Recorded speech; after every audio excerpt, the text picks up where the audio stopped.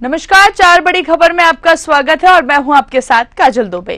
चार बड़ी खबर में सबसे पहले बात करेंगे कौशांबी की, जहां उत्तर प्रदेश के मुख्यमंत्री योगी आदित्यनाथ कौशांबी पहुंचे, जहां उन्होंने सभा को संबोधित किया। दूसरी खबर में चर्चा करेंगे लखनऊ की, जहां दिल्ली के मुख्यमंत्री अरविंद केजरीवाल और सपा सुप्रीमो अखिलेश यादव ने आज लखनऊ में एक साझा प्रेस कॉन्फ्रेंस की और केंद्र सरकार पर जमकर निशाना साधा। तीसरी खबर में चर्चा करेंगे छत्तीसगढ़ की, जहां छत्तीसगढ़ में लोकसभा चुनाव के चुनावी अभियान खत्म कर प्रदेश के बीजेपी नेता और मंत्री अब झारखंड और उड़ीसा में हो रहे लोकसभा विधानसभा चुनाव में अपना दम दिखा रहे हैं।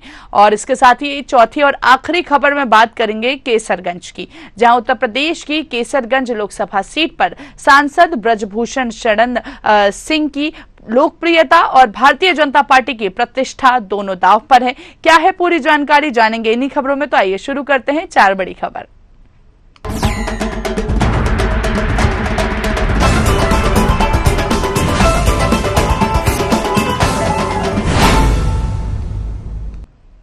लोकसभा चुनाव के 4 चरण पूरे हो चुके हैं। वहीं 5वें चरण में उत्तर प्रदेश की 14 सीट पर 20 मई को वोटिंग होनी है। ऐसे में चुनाव प्रचार जोरों पर है, सभी पार्टियां तैयारी में लगी हुई है। वहीं उत्तर प्रदेश के मुख्यमंत्री योगी आदित्यनाथ कौशांबी पहुंचे, जहां उन्होंने सभा को संबोधित किया और इसके साथ ही उन्होंने सपा पर जमकर निशाना साधा। उन्होंने कहा कि समाजवादी पार्टी का मतलब जिसका संस्कार से कोई संबंध नहीं है, अपने से बड़े छोटे का ये लोग लिहाज नहीं करते हैं। ये राम भक्तों पर गोली चलाते थे और देशद्रोहियों पर दायर मुकदमों को वापस लेने का काम करते थे।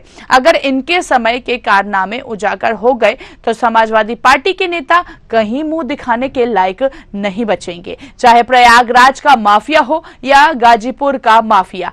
किसने इन्हें अपने गले का हार बनाया था? क्या राजूपाल, उमेश पाल पिछड़े नहीं थे? इनके मरने पर समाजवादी पार्टी की संवेदना व्यक्त नहीं होती थी, इनकी संवेदना माफियों के प्रति होती थी। पर गोली चलाई जाती थी। समाजवादी पार्टी है ना, समाजवादी पार्टी का मतलब जो संस्कार से जिसका कोई संबंध न हो,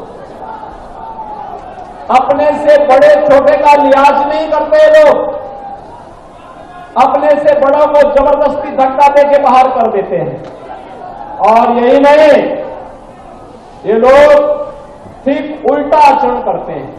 जैसे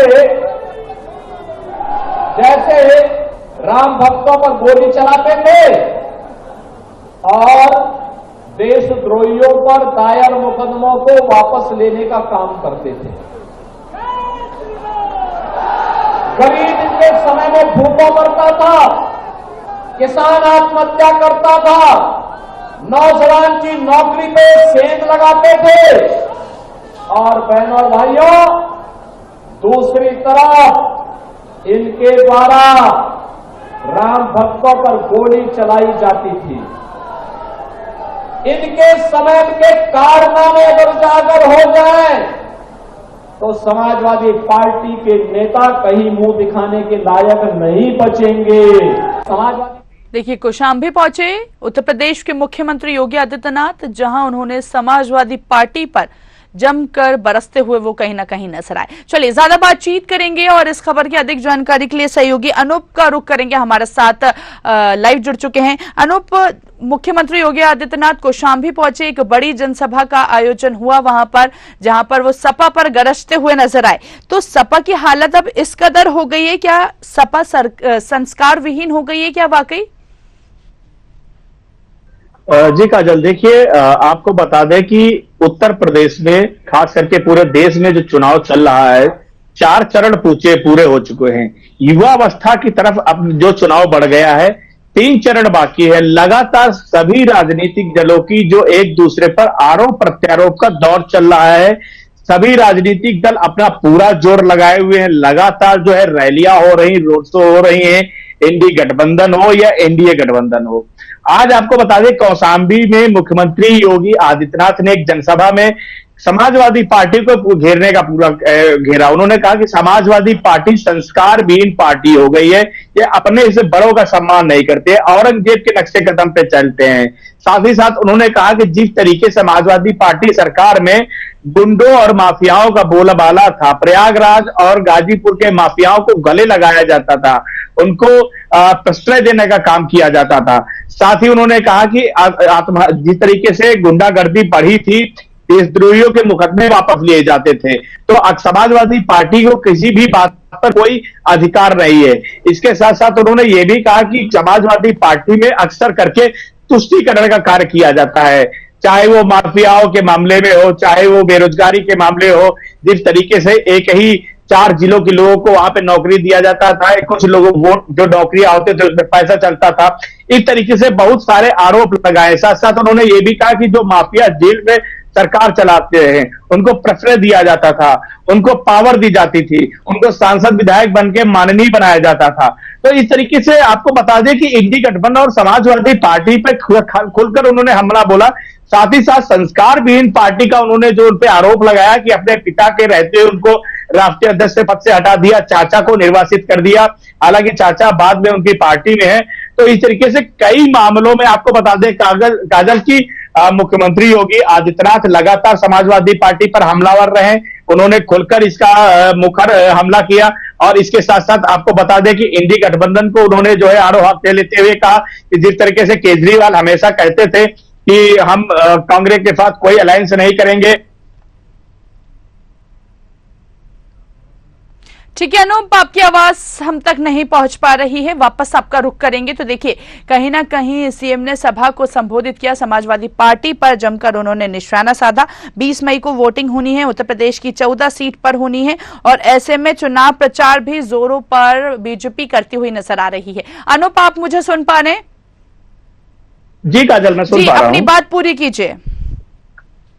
जी बिल्कुल, मैं कह रहा था कि काजल जिस तरीके से समाजवादी पार्टी पर मुख्यमंत्री योगी आदित्यनाथ ने हमला बोला, एक एक करके उन्होंने उनके कारनामे को उजागर किया, चाहे वो देशद्रोहियों पे मुकदमे वापस लेना हो, जिस तरीके से फैजाबाद कोर्ट के बम कांड के आरोपियों के मुकदमे वापस लेने की बात की हो, या मुख्तार और अतीक जिस तरीके से उनकी सरकार में प्रश्रय मिला, उनको पावर दी गई, उनको माननीय बनाया गया और सरकार से जेल से शासन चलाने का काम किया जाता था। जेल में बैडमिंटन कोर्ट बनाया जाता था, मछली पालने के लिए तालाब बनाए जाते थे, वहां पर उनका दरबार चलता था।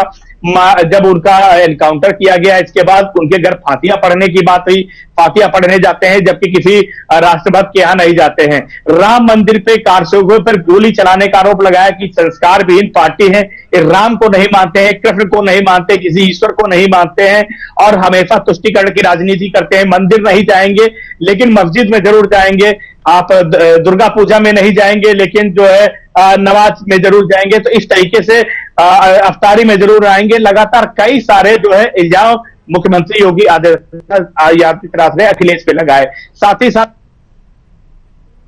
और कई मामलों में उनके जो पुराने कार्यकर्ता है जिनके द्वारा गुंडाई लगातार की जा रही थी, लगातार जो है उनकी शासनकाल में भ्रष्टाचार फैला था, नौकरी हो या ठेकेदारी हो या कई मामलों में उन्होंने कई तरीके से जो है समाजवादी पार्टी को घेरने का काम मुख्यमंत्री योगी आदित्यनाथ ने किया। बिल्कुल अनूप, हम देख रहे हैं कि कहीं एक तरफ बीजेपी 400 पार का नारा भी दे रही है और कहीं ना कहीं लोकसभा चुनाव की लड़ाई जो है वो बीजेपी और सपा में आई है।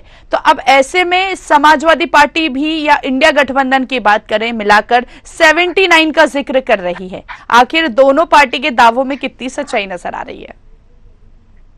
जी काजल, देखिए बड़ा अच्छा सवाल आपने किया कि देखिए एक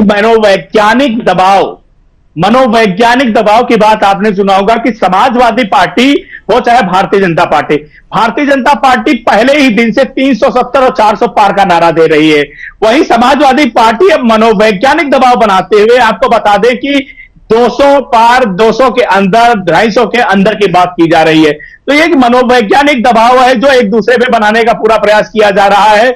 रिजल्ट क्या होगा 4 जून को देखा जाएगा।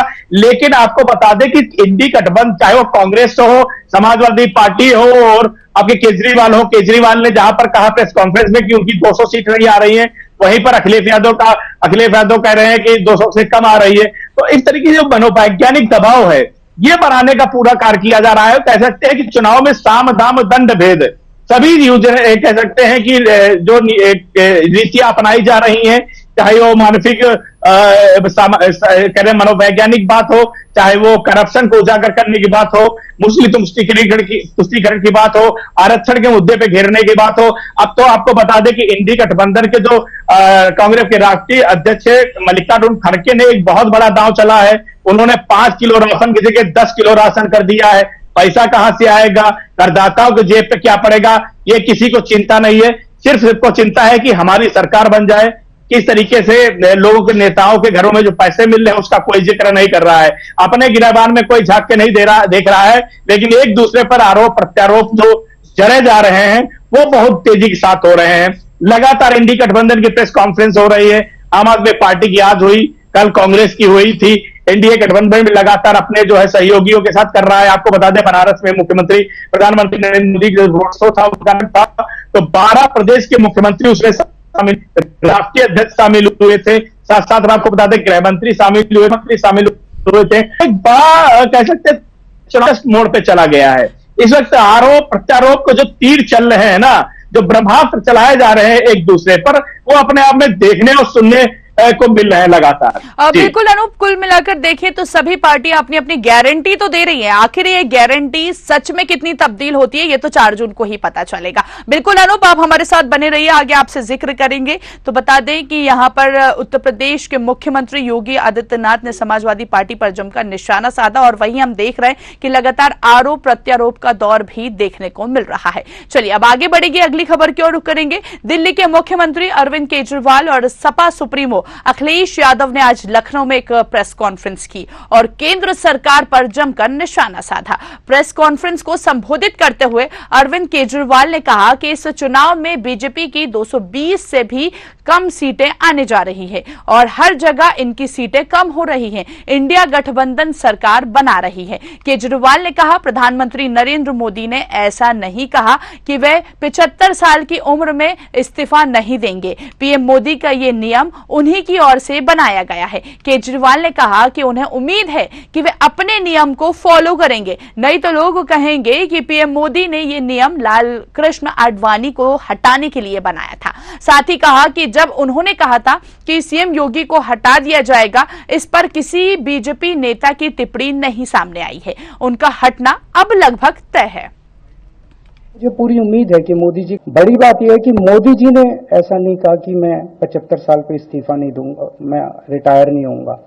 उनका अपना बनाया हुआ रूल है और मुझे पूरी उम्मीद है कि मोदी जी का अपना बनाया हुआ रूल है और मोदी जी अपने रूल को फॉलो करेंगे। नहीं तो लोग कहेंगे कि मोदी जी ने ये रूल आडवाणी जी को हटाने के लिए बनाया था, जब अपनी बारी आई तो नहीं।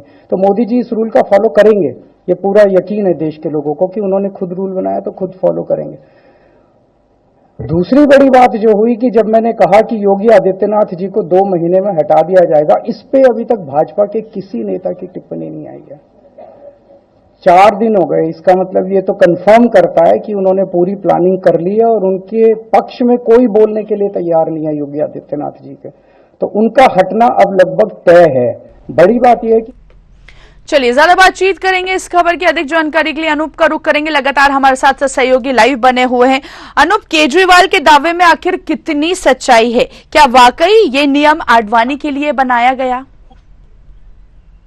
देखिए काजल, चुनाव में आपको बहुत सारे जो है दौर देखने को मिल रहे हैं और आगे अभी 3 चरण तक बहुत कुछ मिलेगा। अभी तक चुनाव चल रहा था रोजी रोटी, मकान, पानी, रोजगार, आरक्षण, मुस्लिम तुष्टीकरण। अब वो चला गया है कि कौन चुनाव में रहेगा राजनीति में, कौन नहीं रहेगा। तो अब आखिर आज जो प्रेस कॉन्फ्रेंस हुई है उसमें अरविंद केजरीवाल ने भारतीय जनता पार्टी के नरेंद्र मोदी पर निशाना साधते हुए कहा कि नरेंद्र मोदी ने 75 पार की जो एक गाइडलाइन बनाई थी, जो नियम बनाया था कि 75 साल के ऊपर के लोग को रिटायरमेंट दे दिया जाएगा, तो क्या वो रिटायरमेंट होते हैं? दूसरी तरफ उन्होंने यह भी आरोप लगाया है कि लालकृष्ण आडवाणी को उन्होंने हटाना था, इसलिए नियम बनाए गए थे। अब यह कितनी सच्चाई है ये तो देखिए 4 जून को पता चलेगा कि क्या स्थिति होगी। लेकिन अगर बात करते हैं 75 साल की, तो वादों की बात करते हैं तो केजरीवाल की बात आती है। तो केजरीवाल ने भी जब चुनाव लड़े थे, जब अन्ना आंदोलन आपको याद होगा, अन्ना आंदोलन में ये साफ साफ कहता कि कांग्रेस और बीजेपी चोर है, कुछ ज्यादा चोर है, कुछ कम चोर है। साथ साथ में लगातार अन्ना आंदोलन के बाद जब सरकार बनी तो हम गाड़ी नहीं लेंगे, हम बंगला नहीं लेंगे, हम सुविधाएं नहीं लेंगे, हम लग्जरी व्यवस्था नहीं लेंगे, लेकिन केजरीवाल 50 करोड़ के आलीशान मकान में रह रहे हैं। तो राजनीतिक दल या राजनेता अगर ये कहें कि हम सही हैं दूसरे गलत, तो ये हास्यास्पद साबित होगा। दोनों सभी एक ही थाली के चट्टे बट्टे कहे जा सकते हैं। अब आती है मुख्यमंत्री योगी आदित्यनाथ की, तो मुख्यमंत्री योगी आदित्यनाथ के बारे में अरविंद केजरीवाल ये दोनों ने कहा है कि हटा देंगे। अब ये भारतीय जनता पार्टी के किसी ने काउंटर नहीं किया है, प्रवक्ता ने, किसी नेता ने, तो ये तो सच्चाई कितनी नहीं बताया जा सकता है। लेकिन हो सकता है केजरीवाल की बात को वाहिब तो न दिया जा रहा हो, या उनकी उसे काउंटर करना सही न साबित हो रहा, या वो ये भी हो सकता है बात में सच्चाई भी हो, तो ये तो नहीं कहा जा सकता है। लेकिन आरोप का प्रत्यारोप चल रहा है, आरोप प्रत्यारोप चल रहे हैं, चाहे वो उम्र को लेकर के अब बढ़ गया है, अब इस्तीफा देने की बात हो रही है, मोदी दे रहे हैं कि नहीं दे रहे हैं। ये कह सकते हैं कि अपनी तीली से दूसरे के घर में आग लगाने का काम भी अब शुरू हो गया है इस चुनाव में। तो ये लगातार आपको बताते हैं ऐसे बहुत सारे जो है आरोप प्रत्यारोप देखने के मिलेंगे। कहां तक ये चुनाव जाता है ये तो समय बताएगा, लेकिन इतना जरूर है कि केजरीवाल हो और चाहे भारतीय जनता पार्टी के नेता हो, जब अपने ऊपर आता है तो सारे नियम किनारे हो जाते हैं। नियम हमेशा दूसरों के लिए बनाए जाते हैं। अब रोजगार, रोटी, कपड़ा हट गया है, धीरे धीरे अब व्यक्तिगत होता चला जाएगा, पारिवारिक होता चला जाएगा। जी बिल्कुल, मुद्दों को हटाकर पारिवारिक यहाँ पर कहीं ना कहीं आरोप प्रत्यारोप भी देखने को मिल रहा है।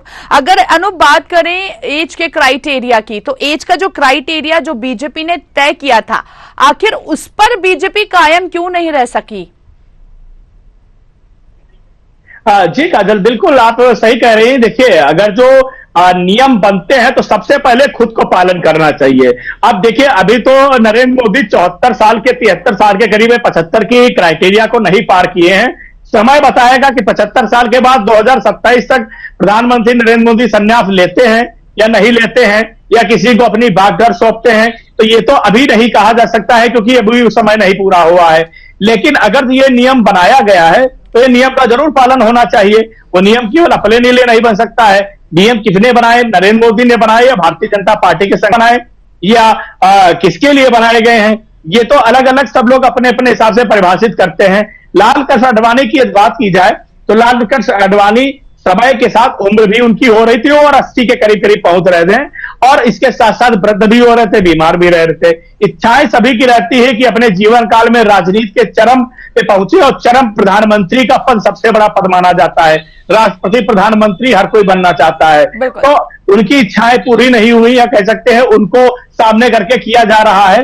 तो ये बहुत सारी बातें हो सकती है, लेकिन हाँ, ये जरूर आप कह रहे हैं कि अगर कोई नियम बनाता है तो भारतीय जनता पार्टी को भी अपने गिरेबान में झांक के देखना चाहिए कि वो जो अपने नियम बनाए तो उसको नियम को पालन करना चाहिए। फिर वो चाहे प्रधानमंत्री नरेंद्र मोदी हो या फिर जो है किसी और के ऊपर नियम लागू होना चाहिए। नियम तो नियम होता है, सभी पे होता है, लेकिन जब कहते हैं कि अपने पे आती है तो सारी चीजें किनारे हो जाती हैं। लेकिन ये भी सच है कि अभी प्रधानमंत्री उस एज को नहीं पास किए हैं। यदि एज को नहीं पार किए हैं तब ये सवाल उठता है। अभी वो सवाल बेमानी साबित होता है।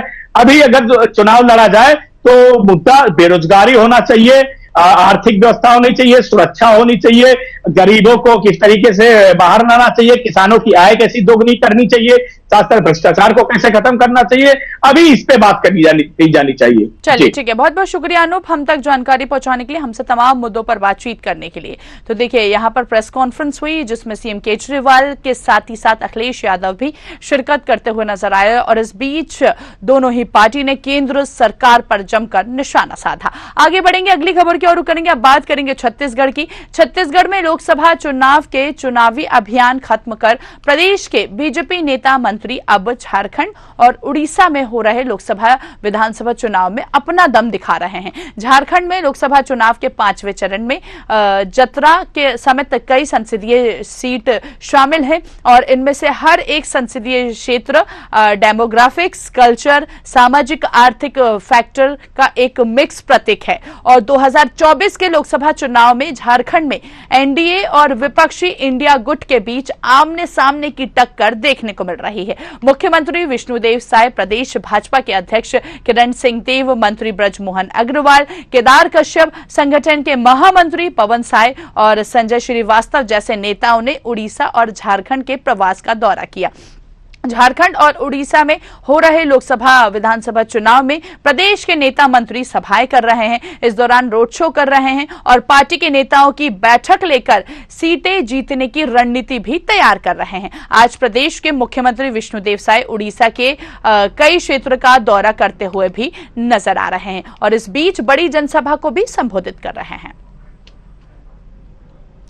चलिए ज्यादा बातचीत करेंगे और सहयोगी जिज्ञासा का रुख करेंगे। हमारे साथ अधिक जानकारी के लिए लाइव जुड़ चुके हैं जिज्ञासा। लगातार छत्तीसगढ़िया नेता अब अदर स्टेट्स का दौरा कर रहे हैं और अपनी पूरी कोशिश, अपनी पूरी दम कहीं ना कहीं रणनीति बनाने का प्रयास करते हुए नजर आ रहे हैं। कैसे देखती हैं आप इसे? देखिए, छत्तीसगढ़ में 3 चरणों में मतदान होने से पूरी तरह से संपन्न हो चुका है। अब जो भारतीय जनता पार्टी की सरकार है, छत्तीसगढ़ में नवनिर्वाचित जो सरकार बनी है, इसके जो आला कमान है लगातार दूसरे जो राज्य है उड़ीसा और झारखंड के दौरे पर है।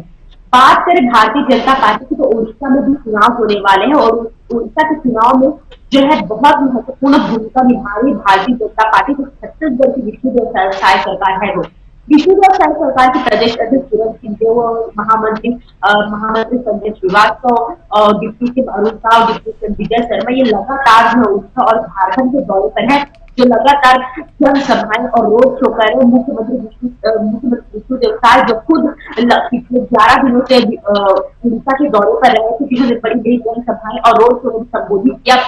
और अब डिप्टी सीएम जो अरुण साव ने कल शाम को 4 बजे झारखंड से रवाना होने के बाद 3 साल वहां उनकी ड्यूटी लगती है और वे भी वहां जनसभा और लोगों को जो है अपनी ओर आकर्षित करने के लिए जनता को मोदी की गारंटी से जो है विश्वास दिलाते हुए नजर आएंगे। बिल्कुल जिज्ञासा, अदर स्टेट्स का यहाँ दौरा तो कर रहे हैं सीएम समेत कई दिग्गज नेता। क्या लगता है, जैसे कि झारखंड की बात करें तो 3 सीट पर 5वें चरण में मतदान हो रहे हैं यहाँ पर, और इसके साथ ही उड़ीसा की सीट की बात करें तो कितना इफेक्ट पड़ता हुआ नजर आएगा सीएम का दौरा, सीएम की जनसभाओं से?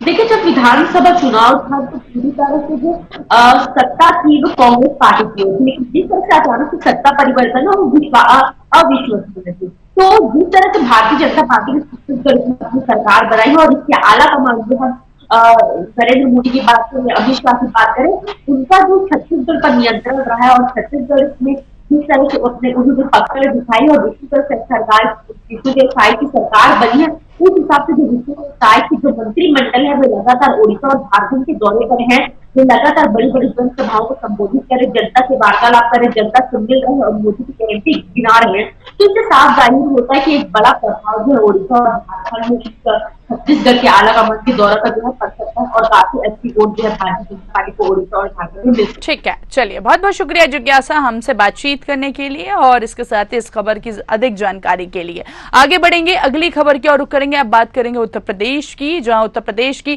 केसरगंज लोकसभा सीट पर सांसद ब्रजभूषण शरण सिंह की लोकप्रियता और भारतीय जनता पार्टी की प्रतिष्ठा दोनों दांव पर है। यौन उत्पीड़न मामले में अभियुक्त ब्रजभूषण की जगह अब उनके बेटे करण भूषण सिंह को बीजेपी ने टिकट दिया है। विपक्षी इंडिया गठबंधन बीजेपी पर परिवारवाद का आरोप लगा रहा है और ब्रजभूषण पर लगे गंभीर आरोपों को चर्चा में बनाए रखने का प्रयास भी कर रहा है। एक तरफ लोकसभा चुनाव का प्रचार अपने चरम पर है और दूसरी तरफ भारतीय कुश्ती महासंघ के पूर्व अध्यक्ष ब्रजभूषण की परेशानियां भी बढ़ती जा रही। इस सीट से समाजवादी पार्टी ने भगत राम मिश्रा को टिकट दिया है। ऐसे में केसरगंज लोकसभा सीट पर लड़ाई दिलचस्प हो गई है। अब इस सीट पर मुख्य लड़ाई सांसद के बेटे और पूर्व सांसद के भाई के बीच देखने को मिलेगी। चलिए ज्यादा बातचीत करेंगे और ज्यादा बातचीत के लिए आलोक जी का रुख करेंगे। राजनीतिक विश्लेषक हमारे साथ जुड़ गए। आलोक जी, बहुत स्वागत है न्यूज आवर में आपका। बहुत बहुत धन्यवाद जी। केसरगंज लोकसभा सीट की इस वक्त अगर हम चर्चा करें आलोक जी, तो कहीं ना कहीं दोनों पार्टी की तरफ से ही लड़ाई जो है वो दिलचस्प होने जा रही है। कैसे देखते हैं आप इस समीकरण को? देखिए, ब्रजभूषण सिंह वहां के एक तो बहुत ही प्रभावशाली और बाहुबली भी कहें तो उसमें कोई बात दो राय नहीं होगी, एक बड़े नेता है। मतलब सुपर रिच की स्थिति में है, उनके पास जो है अपना एक स्कूल की चेन है, बहुत बड़ी चेन है। और आप देखते हैं कि कैसरगंज जो है वो दो जो उसके पास के जिले हैं उनकी विधानसभा, एक बहराइच जिला है जिसमें 2 विधानसभा आती हैं, जो कि थोड़ा सा देखने वाली है कि मुस्लिम डेंसली पॉपुलेटेड है। और गोंडा आता है, गोंडा की 3 विधानसभा आती हैं, जहां पे गोंडा जिले में इनका दबदबा बहुत ज्यादा है। तो कुल मिला के एक बड़े प्रभावशाली नेता हैं और बहुत ही इनका प्रभाव है। और आपने देखा जब भी जिस पार्टी में भी रहे ये हमेशा चुनाव जीते हैं। और ये जो थे जो रामलला का जो एक समय में जो चल रहा था आंदोलन 90 के दशक में, वहां से ये जुड़े हुए थे और इनका काफी प्रभाव है। बीजेपी में काफी समय तक रहे और आपने देखा जिस तरीके के आरोप इन पे लगे हुए हैं, काफी इनको सपोर्ट करने की कोशिश की गई, लेकिन अब टिकट ना देके इनके लड़के को दिया गया है। बहुत ही प्रभावशाली लोग हैं और हमको लगता है कि अपने प्रभाव से ये सीट को निकाल ले जाएंगे। बिल्कुल आलोक जी, कहीं ना कहीं दोनों ही पार्टी की तरफ से आरोप प्रत्यारोप भी देखने को मिल रहे हैं, तो आखिर फिर किन मुद्दों पर ये चुनाव जो है वो लड़ा जाएगा? देखिए, ग्रामीण इलाका है, वहां पे इस तरीके के चुनाव जो आरोप लगाए जाते हैं उसका बहुत असर नहीं पड़ता है।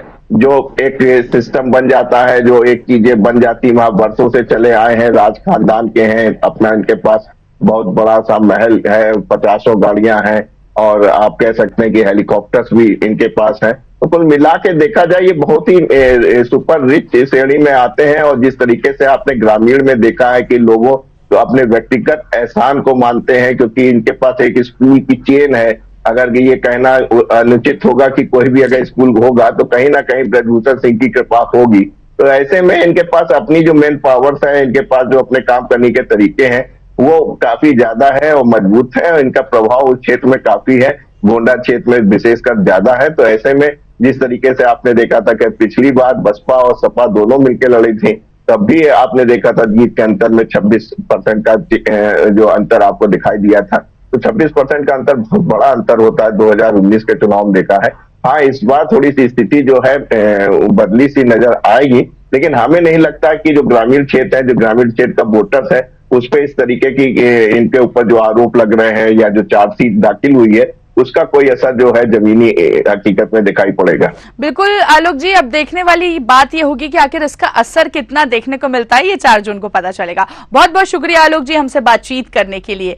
तो देखिए, यहाँ पर कहीं ना कहीं आरोप प्रत्यारोप का दौर भी देखने को मिल रहा है और उत्तर प्रदेश में ऐसे में 5वें चरण में चुनाव होना है और इस बीच विपक्ष की बात करें या पक्ष की बात करें, दोनों ही पार्टियों की ओर से आरोप प्रत्यारोप भी देखने को मिल रहे हैं। इसके साथ ही 4 बड़ी खबरों में इतना ही। दीजिए इजाजत और देखते रहिए न्यूज़ 8। नमस्कार।